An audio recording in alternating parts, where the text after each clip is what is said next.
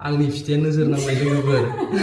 नोजोर नांबाय। हेल' दोस्त गुड मर्निं आंनि मिनि ब्लगाव बयखौबो बरायबाय लोगोफोर दिनै जोङो फिथा सावनो नागिरदों आरो लोगोफोर न'आवनो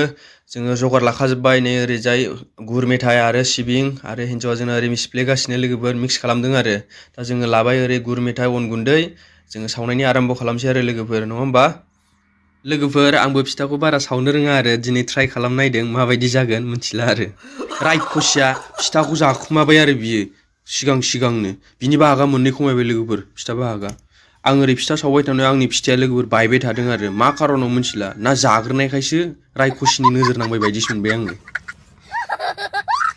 आंनि फिथाइया नोजोर नांबाय लोगोफोर खदालुनिसिना दा हाहिनासै क्या बायलांजोबसिगोन